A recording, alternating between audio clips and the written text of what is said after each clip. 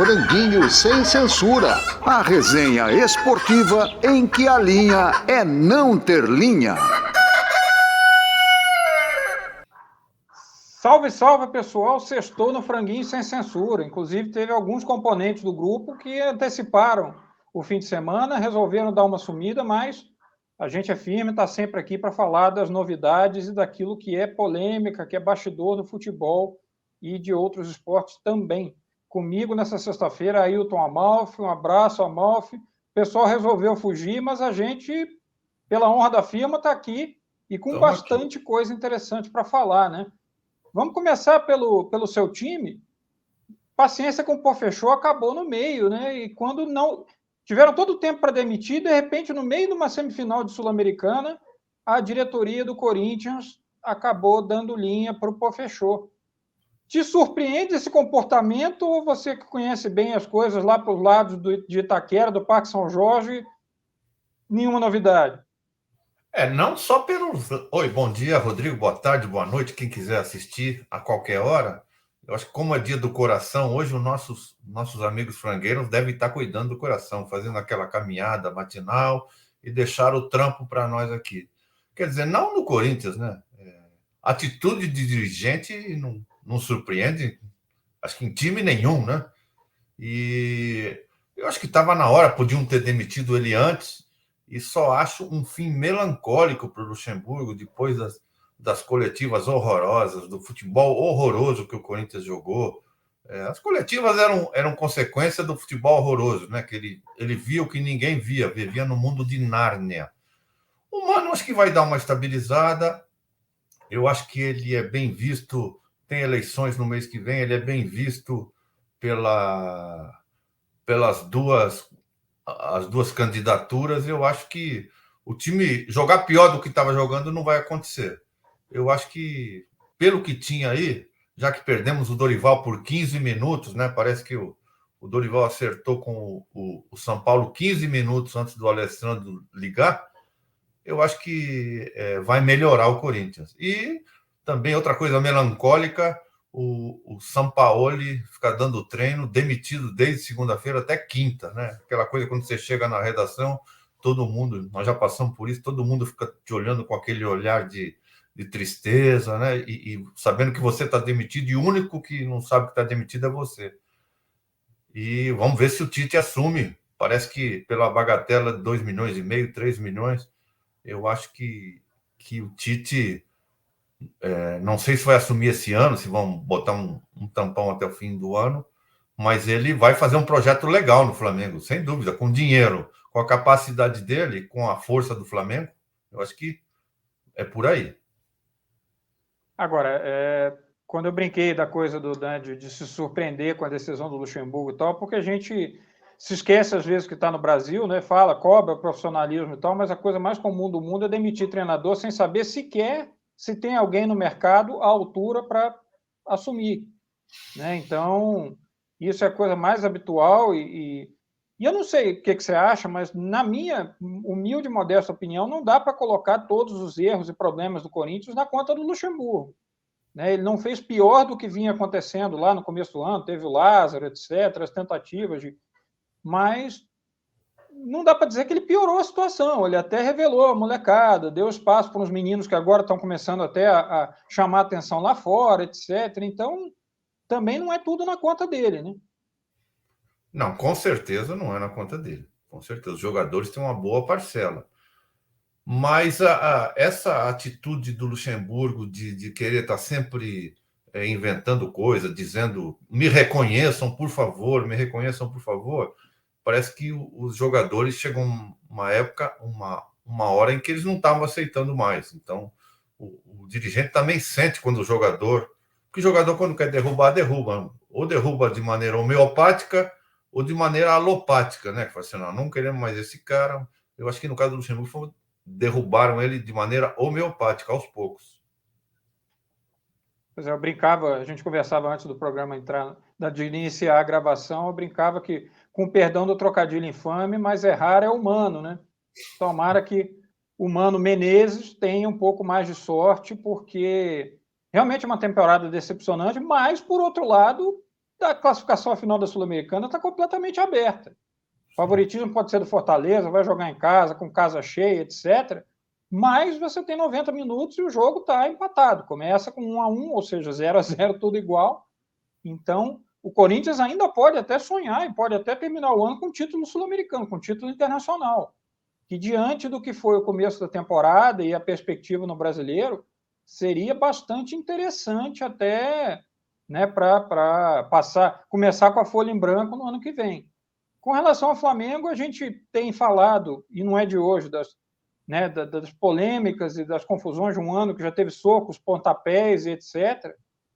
Tomara que o Tite tenha essa tranquilidade para trabalhar, porque a gente sabe que nem sempre, claro que o Sampaoli tem sua parcela de culpa, mas nem sempre o problema está em quem senta no banco de reservas, em quem comanda o time.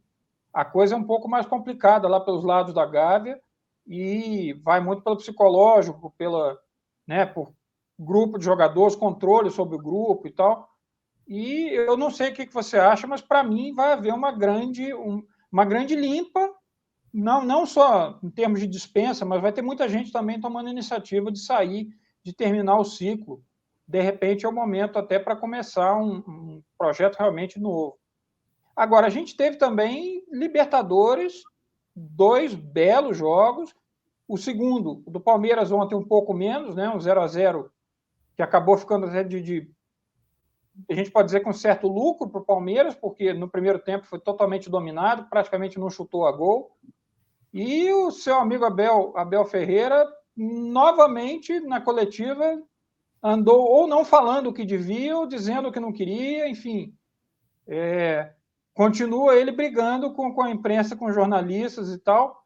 Teve motivo para tanto, quer dizer, ou será que a gente não pode cobrar um time que, principalmente depois da contusão do Dudu, deu uma caída em termos de criatividade, de eficiência? O que mais incomoda no Abel, me incomodou no Abel, quem sou eu, né? É que eu não sei, no meio da pergunta ele já começa a demonstrar descontentamento, balança a cabeça, põe a mão no rosto, uma falta de educação, uma falta de paciência.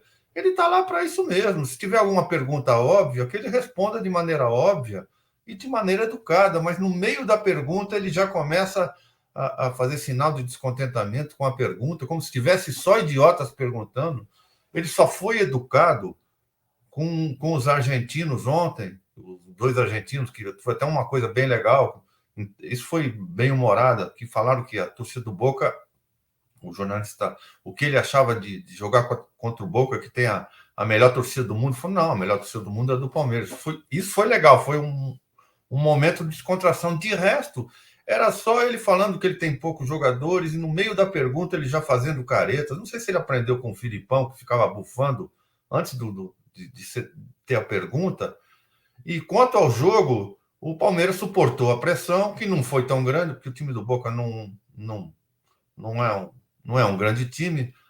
A Bombonera foi mais bomboneira do que nunca, foi um espetáculo lindo, apesar de a gente ter tido atos racistas de novo, um cara com celular, tem aquele macaco em crown, passando o macaco, apontando para a torcida do Palmeiras, um outro torcedor fazendo gestos de macaco assim. Enfim, a Conmebol acho que não vai fazer vista grossa de novo e está aberto. Quanto ao, mesmo como a gente está falando do Corinthians, rapidinho voltando ao Corinthians, o Mano tem tudo que ele quer, uma boa defesa. Então o Corinthians pode ser campeão com 2 empates e o Cássio segurando tudo. O Boca pode ser campeão também com 2 empates e o Palmeiras também com 2 empates. Mas eu acho que o Palmeiras aqui no campo sintético, com a torcida e com um bom ânimo que os jogadores tiveram de sair de lá bem vivos, eu acho que o Palmeiras passa. E que jogão que a gente teve também na quarta-feira, que jogo maluco, né? Jogaço, né? Aquele foi um jogo de futebol, né?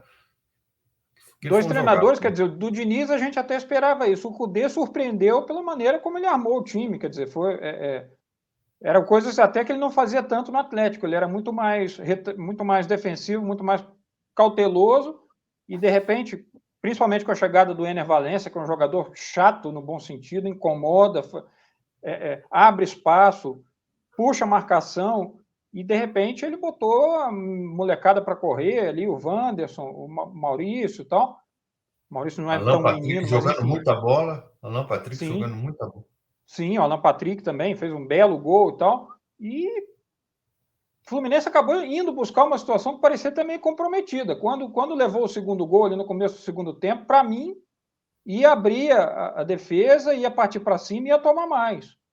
Mas mostrou uma garra tremenda, difícil prever o que vai acontecer quarta-feira que vem no Beira-Rio, né? A gente pode imaginar um outro belo jogo. Torcemos para que seja um ótimo jogo como foi esse de quarta. E o Cano é uma coisa impressionante, né? Um toque só gol, um toque gol, um toque gol. Ele é... Quando disse que o futebol é uma coisa simples, acho que era uma coisa, o Sócrates que falava que o futebol é simples, o futebol se joga com a cabeça. O Cano se joga com a cabeça, se coloca bem e dá um toque só e faz gol. E esse Ener Valencia, que jogador, hein? Que jogadores. Sai da área, quando precisa sair da área, quando dribla. Que jogador. Eu acho que a classificação de Fluminense ou Internacional passa por esses dois jogadores. E até uma coisa interessante, o Cano, né, o Fluminense, o torcedor tricolor se acostumou nos últimos anos a ter um 9 de referência, que era o Fred, que é o 9 clássico, né, o pivô, é o cara que está ali dentro da área, enchendo o saco, puxando marcação. Antes, o Washington também, o coração valente, né? Sim, tem, ao longo da história tem vários jogadores, e agora está jogando praticamente sem essa referência, porque você tem o John Kennedy, teve o Keno, teve o Arias, teve o Cano, não tem aquele cara de dentro de área, mas a própria jogada do gol foi muito bonito isso, né? Aquele toque de bola rápido, para servir para o Cano fazer. Então, belo futebol, a gente espera realmente que seja mais do mesmo, no bom sentido, para quarta-feira que vem. E, de todo modo, teremos Brasil na final da Libertadores. Amalfi, a gente vai ficando por aqui, né? Termina mais um Franguinho Sem Censura, não antes, sem pedir para você, amigo internauta, que curta, siga o canal, deixe seu like para que a gente possa aparecer, viralizar. E a promessa, de novo, é que na semana que vem a gente vai arrebanhar a turma. Tem muita gente boa fazendo parte do nosso time. Tem mais gente que a gente vai trazer para o debate na semana que vem. É isso, então fica o convite para você sempre acompanhar, seguir, passar para quem gosta de futebol, para quem gosta da resenha, porque aqui, como diz a vinheta, é o lugar da resenha esportiva em que a linha é não ter linha. É isso então, Amalfi. Nos despedimos. Obrigado, Rodrigo. Obrigado a todos e até a semana. Abração para todo mundo e a gente está de volta.